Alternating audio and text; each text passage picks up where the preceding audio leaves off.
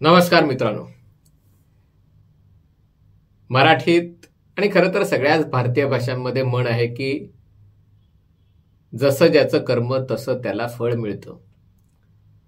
जर नियतच खोटी असेल तर मग परिणामही तसाच होतो. आणि तीच गोष्ट आता तेलंगणामध्ये काँग्रेस सरकार, रेवंत रेड्डी सरकारच्या नशिबी आलेली आहे. तुम्ही म्हणाल नेमकं काय झालं रेवंत रेड्डीच्या बाबतीत?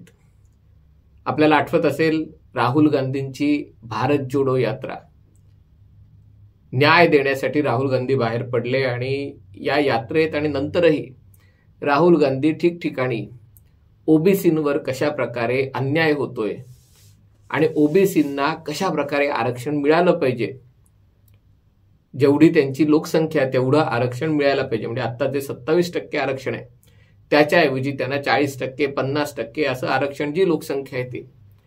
आणि ते ठरवणार कसं? तर शेवटची जातीय गणना ही 1931 साली झाली आणि त्यामुळे पुन्हा एकदा कास्ट सेन्सस करायचा अशीच एक घोषणा नितीश कुमार यांनी केली होती. नंतर ते तोंडावर आपटले होते. आता त्यांना नाईलाजाने भाजपसोबत यावं लागलं होतं. तेलंगणाने ही काँग्रेसचं सरकार आल्या आल्या जातींचा सर्वे केला, 300 कोटी रुपये खर्च केले आणि त्याचा निकाल पाहिल्यावर त्यांचेच डोळे बाहेर आलेले आहेत. याचं कारण म्हणजे ज्या ओबीसींना न्याय देण्यासाठी हे सर्वेक्षण करण्यात आलं त्या ओबीसींना आता आपलं आरक्षण तेलंगणातल्या मुसलमानांना द्यावं लागणार आहे.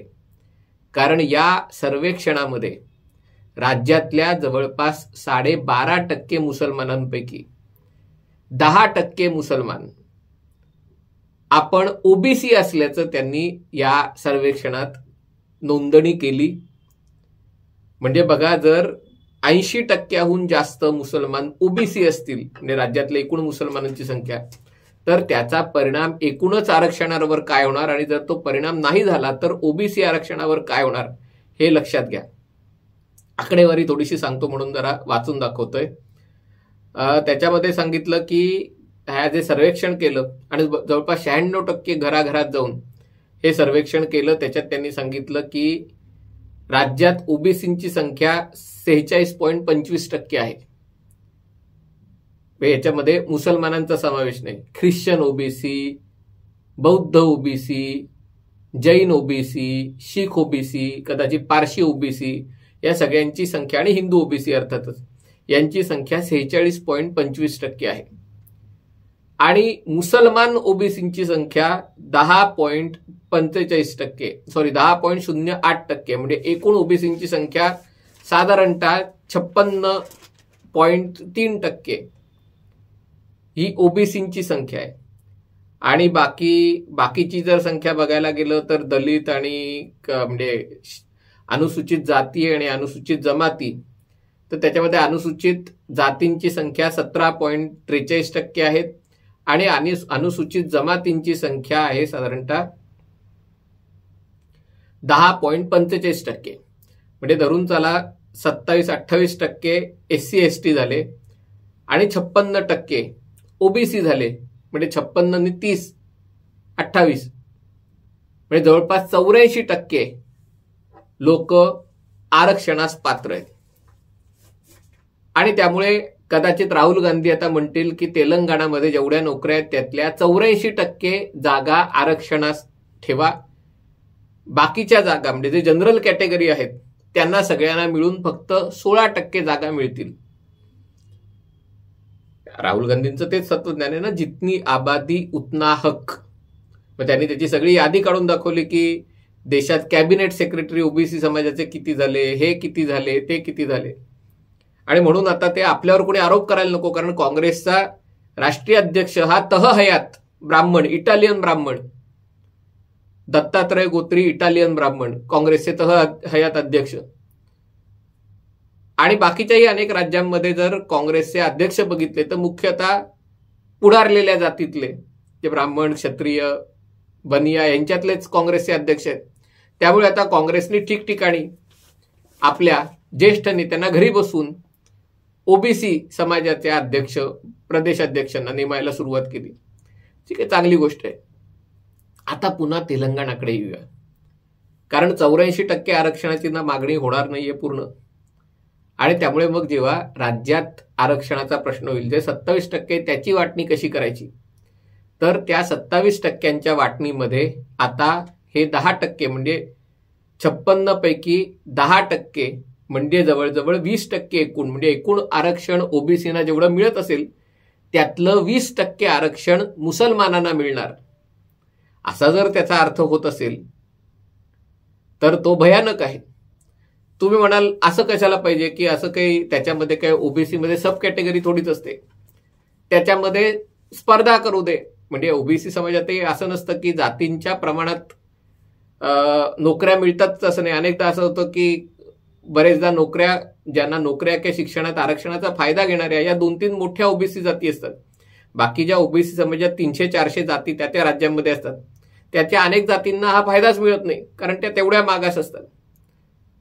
पण तसं जरी झालं तरी मग 80% मुसलमानांनी जर स्वतः ओबीसी असल्याचं, आणि ते सिद्ध कसं करणार, कारण मुस्लिम धर्मामध्ये काही जात नाहीये. आणि पुन्हा सगळ्यांची आडनावं खान, शेख, पठाण, बिठाण असं असेल, म्हणजे स्वतःचं सेल्फ डिक्लेरेशन सारखं आहे की मी म्हणायचं की मी ओबीसी समाजातला होतो. केव्हा? 500 वर्षापूर्वी, 400 वर्षापूर्वी, 800 वर्षापूर्वी, जेव्हा माझे पूर्वज इस्लाम सोडून, म्हणजे हिंदू धर्म सोडून इस्लाम त्यांनी स्वीकारला, तेव्हा ते ओबीसी होते, म्हणून मी आज ओबीसी आहे. पण असं झालं तर म्हणजे तो मुसलमान जरी पुढारलेल्या जातीतला असला आणि ती जात व्यवस्था जाऊन राज्यकर्त्या वर्गातला असला, कारण या सगळ्या हैदराबाद आणि या सगळ्या भागात निजामाचा इलाका होता, हा सगळा निजामाचं राज्य होतं, आणि त्यामुळे त्याच्यातच फायदे सगळे मुसलमानांना जास्त प्रमाणात मिळत होते. म्हणजे ज्यांचं मागासले पण नसतानाही जर त्यांनी ओबीसी आरक्षण घेतलं तर ओबीसी आरक्षणावर डल्ला मारण्याचं काम मुसलमान करतील, आणि त्याच्यासाठी मार्ग तयार करण्याचं काम राहुल गांधींच्या मार्गदर्शनाखाली रेवंत रेड्डी सरकारने तयार केलंय. आता त्यामुळे हे आकडे बघितल्यावर या सगळ्यांचे डोळे बाहेर आले की काय करायचं आता. कारण मुसलमान तर आपले हक्काचे मतदार आहेत, त्यांना तर आरक्षण मिळायला पाहिजे. कारण तेलंगणामध्ये याच्या आधी 4% आरक्षण मुसलमानांना दिलं होतं. आता जर जवळपास 10% लोकसंख्येच्या आरक्षण द्यायचं झालं मुसलमानांना, ओबीसी म्हणून किंवा अन्य जातीनं, तर मग आरक्षण कमी कोणाचं करायचं. म्हणजे ज्या ओबीसींसाठी आपण लढा लढत होतो त्याच ओबीसींचं आरक्षण कमी करून मुस्लिम ओबीसींना जवळपास 10% आरक्षण, एकूण आरक्षणाच्या ओबीसींच्या पैकी 20% आरक्षण द्यायचं. हे झालं तर मग त्याच्यातनं आणखीनच वेगळ्या प्रकारचं राजकीय वादळ निर्माण होण्याची शक्यता आहे. त्यामुळे आता काँग्रेसला कळत नाही की नेमकं काय करायचं.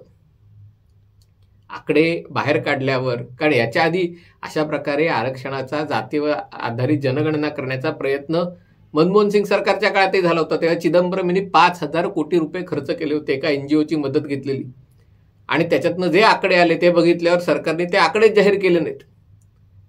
कर्नाटकमध्ये असा प्रयत्न झालेला, बिहारमध्ये असा प्रयत्न झालेला होता. म्हणजे जेव्हा अशा प्रकारचा प्रयत्न केला जातो तेव्हा कालचा गोंधळ बरा होता अशी परिस्थिती निर्माण होते. भाजपाला याच्यातनं आयतं कोलीत हातात मिळालेलं आहे, कारण भाजपाचा पहिल्यापासून धर्मावर आधारित आरक्षण द्यायला, म्हणजे जेव्हा तुम्ही ख्रिश्चन धर्म स्वीकारता, इस्लाम स्वीकारता किंवा अन्य कुठला शीख, जैन या सगळ्याच्यामध्ये कसं आहे, ते हिंदू समाजाशी संलग्न, जरी आता त्याला आपण वेगळा धर्म म्हणत असलो तरी ते या मातीत जन्मलेले, या मातीत वाढलेले या विचारधारा आहेत. आणि त्यामुळे शिखांमध्ये ही जाती व्यवस्था अतिशय जुनी आणि आहे तशी आहे. पण इस्लाम आणि ख्रिश्चॅनिटी जाती व्यवस्था मानतच नाहीत. आणि तरी देखील म्हणजे एकीकडे तुम्ही ख्रिश्चन किंवा मुसलमान कशासाठी झालात तर तुम्ही कारण सांगता. म्हणजे खरं तर अनेकांना तलवारीच्या बळावर, बहुसंख्य लोकांना ज्यांना बाटवण्यात आलेले त्यांना तलवार किंवा पैसा या जोरावर बाटवण्यात आलेलं आहे. तरी या देशातले डावे पुरोगामी इतिहासकार असं सांगण्याचा प्रयत्न करतात की हिंदू सवर्णांनी शोषितांचा, वंचितांचा छळ केल्यामुळे समानतेचं प्रतीक असलेल्या इस्लामचा त्यांनी स्वीकार केला, कारण इस्लाममध्ये सगळेजण समान आहेत. तिथे जातीय व्यवस्था नाही म्हणून इस्लामचा स्वीकार केला. मग जर समानतेची शिकवण देणाऱ्या इस्लामचा स्वीकार केला आणि 400-500 वर्ष जाऊनही तुम्ही मग मागास कसे राहिलात? आणि नुसते मागास राहिला नाही तर आज मुसलमानांची आर्थिक शैक्षणिक परिस्थिती अनेक ठिकाणी दलित आणि आदिवासींपेक्षाही वाईट आहे.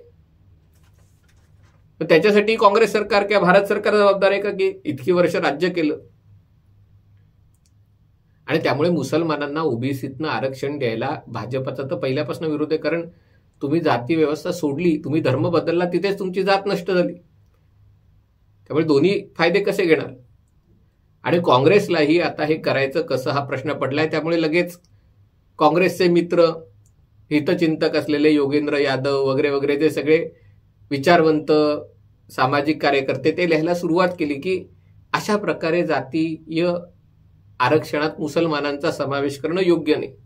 म्हणजे हे 80% आरक्षण जनगणनेच्या आधारावर द्या किंवा त्यातनं मुसलमान वजा करा 75% आरक्षण, आणि मुसलमानांना आर्थिक आरक्षण द्या, म्हणजे त्यांना भरपूर पैसे द्या, त्यांना जमीन द्या, त्यांना सवलती द्या, वक्फ बोर्डच्या सगळ्या जमिनी त्यांना द्या, म्हणजे दोघांचंही कल्याण करून दोघांच्याही मताने आपण निवडून येऊ. पण असं या देशात होऊ शकत नाही ना. त्यामुळे आता काँग्रेस सरकारची, तेलंगणा सरकारची पंचायत अशी झालेली की करायचं काय? हे आकडे म्हणजे एक तर सर्वे बोगस आहे हे मान्य करायला पाहिजे, सर्वे चुकीचा होता हे मान्य करायला पाहिजे, सर्वे राजकीय हेतूने केला होता हे मान्य करायला पाहिजे, किंवा सर्वे करताना गैर हिंदूंना किंवा ख्रिश्चन आणि मुसलमानांना खास करून, बाकीचं समजू शकतो, त्यांना जात विचारणं हा निर्णय चुकीचा होता हे मान्य करायला पाहिजे. ते जर नाही केलं तर मग त्यांना आरक्षण द्यायला पाहिजे. आणि त्यामुळे धरलं तर चावतंय, सोडलं तर पळतंय अशी अवस्था काँग्रेसची तेलंगणामध्ये झालेली आहे. भाजपाही हा मुद्दा घेऊन हिंदूंपर्यंत, सकल हिंदू समाजापर्यंत जाणार आणि हिंदू ऐक्याचे प्रयत्न करून या जितनी आबादी उतने हक याचं बुमरँग काँग्रेसवरच उलटवणार यात काही शंका नाही. आता तेलंगणा या परिस्थितीतनं कसा मार्ग काढते त्याच्यावर काँग्रेसचं हे धोरण राष्ट्रीय स्तरावर किती यशस्वी होणार आहे ते अवलंबून आहे. हा व्हिडिओ आपल्याला आवडला असेल तर कृपया लाईक करा, शेअर करा आणि हे चॅनल सबस्क्राईब करायची विनंती आहे. तुर्तास इथेच थांबतो. पाहत रहा MH48.